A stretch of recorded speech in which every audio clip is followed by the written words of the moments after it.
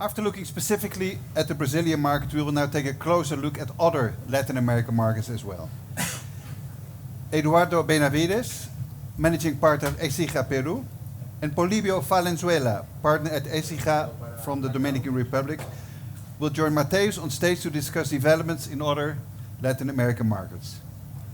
The discussion will be moderated by Liliana Costa, who is the LatAm Liaison of Clarion Gaming, who's joining us here on stage today. So welcome Liliana, Eduardo, Polibio. This is your match. Thank you very much for joining us on stage. So Latin America has been spoken here as one of the emerged markets, with very promising. And let's pick up on that. So I really want to first thank you for invitation, Gaming in Spain, and thank you for traveling all the way to Spain. Hola, Eduardo. So I'm just going to jump right in. I just really want to know from you individually, which are the most promising markets in Latin America, and what is the current state of those markets, Eduardo? First, thank you again for having me here. I shouldn't say this because I'm Peruvian, but Peru seems for me to be one of the uptrending markets in Latin America. Of course, we have Brazil, which is a huge market. We have Colombia, which is a very mature market. Colombia was the first market to be regulated long time ago.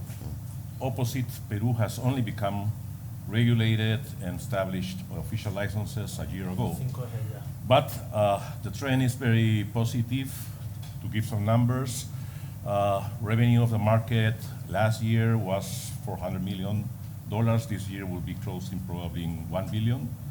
A forecast for 2000, next 8 years, will be 5 billion. So you can imagine that the market is growing at a fast rate. The market still has very soft regulation. It's very easy to enter into the market, no governmental fees. Compared to Colombia, for example, the market also is not only growing, but the costs of entering the market, staying in the market are much lower. For example, in terms of taxes, we have 12% tax. Colombia has 17, but over gross revenue, we have over net profits. And also in terms of constraints and rules, I think we have much softer rules. For example, Colombia has a lot of rules limiting advertisement, financial ratios in terms of debt and equity, for example. We don't have that in Peru, and that's probably one of the reasons the market is growing amazingly, depending a lot on young people, the young population. They are about 25% of the total population. That is a sector which is heavily involved in gambling. Also, when you see composition of what we call the economic active population, most of the Peruvians are independent or small business owners. Independents, well, in Spain you call autónomos. Yeah. So that's also the sector that is heavily involved in betting. Okay, yeah, I agree. Just Peru, it's definitely an attractive market for international investors. Brazil can't be ignored. Colombia is pioneer. What about you, Polibio? What's your opinion? I think there are many countries we have seen in the presentations that are really promising in Latin America. In the case of Central America, if you look at the region, even though each country individually it's relatively small, when you sum up all the population, it's around 64, 65 million people. Of course, you have several countries, 7 different countries if you take into account Dominican Republic plus Honduras, Nicaragua, Guatemala, Costa Rica, El Salvador, and Panama. So each one has its own set of rules and its own current situation. And I think you can group them in 3 different groups. The ones that are currently regulated, both land-based and online-based, where you would put Dominican Republic, Panama, El Salvador, and Nicaragua. one where you have only regulated land-based but not online, which would be the case of Honduras, and one where supposedly it's prohibited, both land-based and online. But each one has different situations. For instance, Panama is more focused on offshore gaming, so not so much for local market, while the El Salvador, Dominican Republic, and Nicaragua are mostly local based. So companies would need to establish presence in those countries. In the case of Honduras, for instance, in principle, it's only allowed land-based, nothing online. But when you look into Costa Rica and Guatemala, where in principle both kind of gaming are prohibited, land-based and online.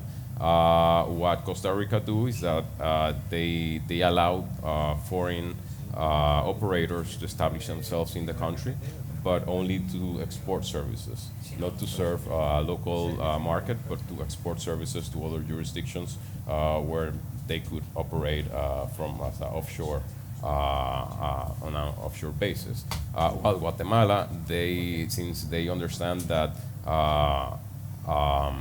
that online gaming is not specifically prohibited, then there are some gray areas where there are some platforms that operate. So it's one region, it's a significant market as a whole, but with different regulations. Okay. It's quite a lot to look at in Central America as well, isn't it? Matheus, you gave us a little brief about Brazil, but... Yeah. I would tend to say that Brazil is a huge market and can be ignored. Of course, we are 240 million people there, and the size of Europe all alone. So, and of course, it's a market that's very profitable, very difficult, but no business that easy to get. It's worth the payout at the end. But yeah, Brazil is very difficult, but yet very profitable. And we are evolving this, not only the regulation side, but also for the regular gambling. Brazil is.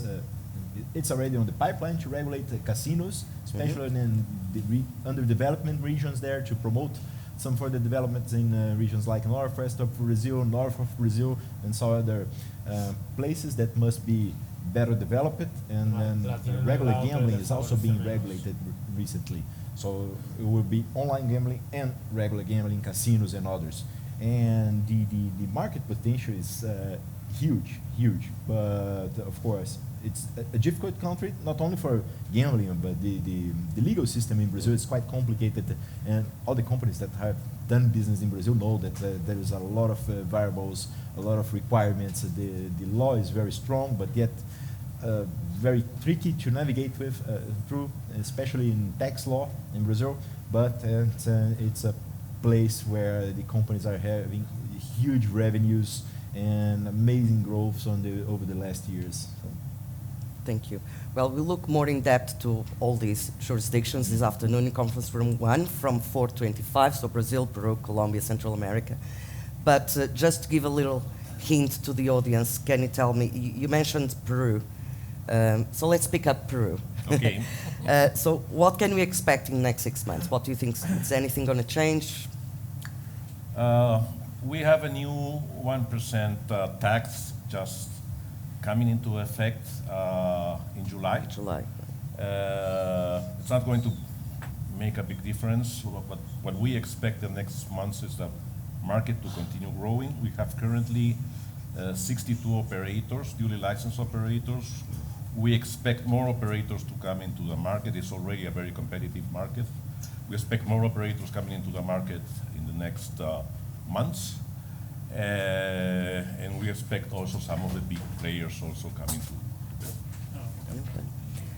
And Polibio, for you, Central America, let's pick up. So any expectations for the next 6 months? What's happening? Yes, actually we may expect some changes for Dominican Republic and Honduras. Dominican Republic, we have had land-based regulation for a long time. but it has been growing on a very on a patch basis. So it has not been on a comprehensive reform.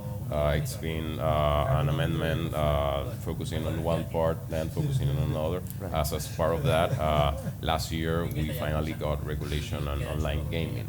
But just a week ago, it was submitted to the Congress a proposal, a draft bill for regulating all gaming, online and land-based gaming. So it's a broader regulation and more comprehensive, and well, we're expecting to probably in the next 6 months that would be approved. In the case of Honduras, as I said before, or currently only land-based gaming is regulated. Now there has been the works of regulation for some time. Unfortunately, at least as of now, that regulation hasn't been shared, a draft of it, so we don't know for sure what's going to be regulated, what's the scope or what's the length of it. But given the focus that we've seen in the region towards online gaming, we are expecting that regulation would authorize look into online gaming as well. I would agree with you as well. Matheus, please. So, keep it short because a lot of things can happen in Brazil for the next 6 months. the two main topics, so to Yeah, say. just Two main topics the would three be, to remain. tax enforcement. Of course, we expect a lot of A ti te da tax law link? No, si lo enforcement in tiene Brazil, puesto en especially in the la gaming verdad. industry. They will have a much closer look on this, and the government is really keen to bring the tax revenue from this, and they will keep a closer look on that. And the second point, to be very short, is compliance and fair gaming policies scrutiny. So we do expect that this will be much more stricter over the next months, and we can expect a lot of new guidelines on this and portarias from the Secretaria de Jogos e Apostas, and some other requirements on fair gaming and some other maybe even technical requirements for this purpose. As such, the central bank does payments. We expect something similar to the fair gaming technical requirements, so to say. Yeah, be more concise. Okay, so we earlier in beginning of the conference, so it was spoken about Latin American markets and Spanish operators already there or wanting to expand or enter the markets. So what would be the most attractive markets in your opinion, Eduardo, for a Spanish operator and why? Brazil is obviously the biggest market, no doubt about that. Matheus already explained, it's very complex to operate in Brazil. Compared to Brazil, of course, Peru is much smaller market, but the uptrend there is really very promising. The market is growing, it's doubling in size every year. As I was saying, in 5-6 years, it will be a $5.5 billion market that is quite attractive, quite easy to get into the market. That's a big advantage. There is an increasing pressure on making gambling companies meet certain compliance standards. Very funny, that is not coming from the government. That's coming, for example, from the financial and banking sector. Operators in Peru must open a bank account. Almost all banks have made an agreement to demand that in order to open a bank account, gambling companies should meet certain compliance standards. So that's coming as a soft law from the private sector. And still, Peru, in terms of taxes, I think, is also very, very reasonable. For example, compared to Colombia, Colombia has just now imposed 19% VAT on gambling, which will make operating in the Colombian market much expensive. Harder, yes. Bolivia? As Eduardo said, Brazil, just for the size, Yes, of course. it's hard to compete with that. Yeah. But if you look into the Central American countries, I think all share certain advantages for Spanish operators. Them as well as all other Latin American countries. One is the common language, which is very easy for a Spanish operator just to migrate all the platforms and start doing business there rather than operator coming from any other country, the US or any other country in Europe. So from that point of view, it's very easy for a Spanish operator just to start operations. But also there are other advantages. Spain, as opposed to other countries, has double taxation treaties with many countries in Latin America. So that helps a lot doing business cross-border. And moreover, is the fact that Spain is one of the I would say across the region is one of the main investors in each country. So there are a lot of Spanish companies already doing business there that know the way the countries work, how to move around, how to get things done, and how to protect the investments. So I think all those issues or all those aspects helps Spanish operators to get into the country, settle, and start operating. It's just expand. There's a lot of operators, Spanish operators already in the region, large operators, big shares, and okay. It's Brazil. Matheus, he's Brazil, the sleeping giant. Okay. It's still tricky, still But complicated. it's different. We're talking about different language, but there's still some Spanish operators that are looking to expand operations to Spanish Brazil. operators, other players as such game aggregators that are very successfully implemented there, such as Lea, for instance. Yes, like Lea. And they are getting well on the country. They are really stepping the foots there and being the first ones to enter the market. Of course, it takes a while to mature the company within Brazil, because Brazil is a tricky jurisdiction and has also the banking sector. They are also enforcing compliance, but I don't think it's by the same purpose as a soft law, but because they can be responsible for payments if the consumer decline the payments, or the banks must be held responsible for that. But Brazil, it's a very promising country for this.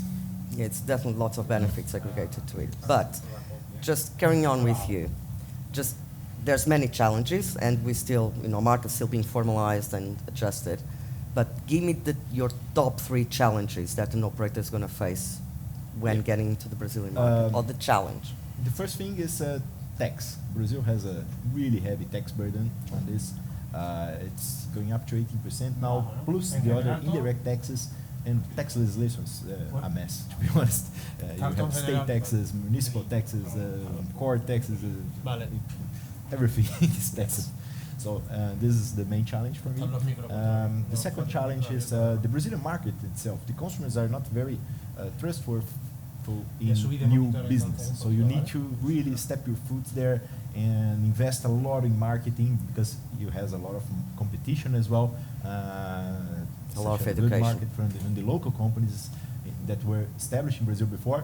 And of course, you also face the challenges from the legal gaps that's still there, right? And sometimes, because we are a bit of a hybrid common civil law system, the gaps can be filled in by the judiciary system, the Supreme Court's binding guidelines and others.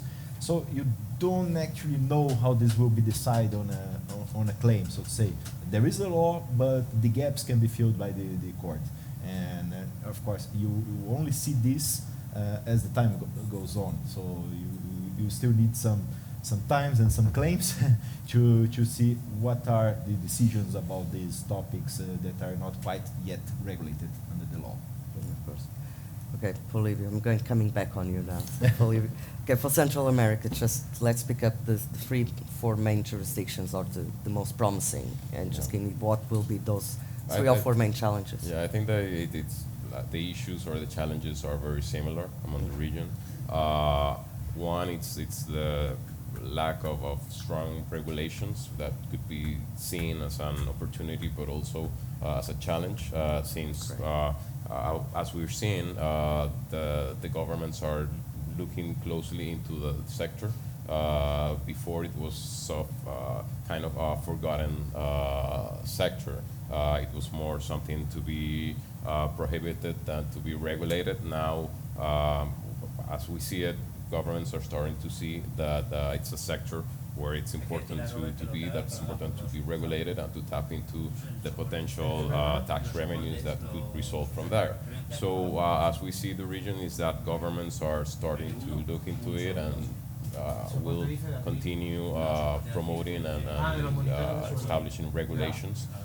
So as we understand, probably the countries that have a soft regulation throughout the coming years, the regulations would become stricter.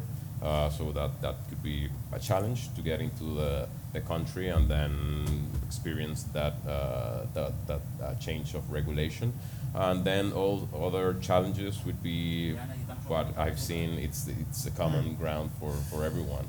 Anti-money laundering compliance and financial relationships or relationship with financial entities, which is very difficult. Some financial entities just want to avoid anything to do with gambling, given the situation or the risks that come associated with money laundering.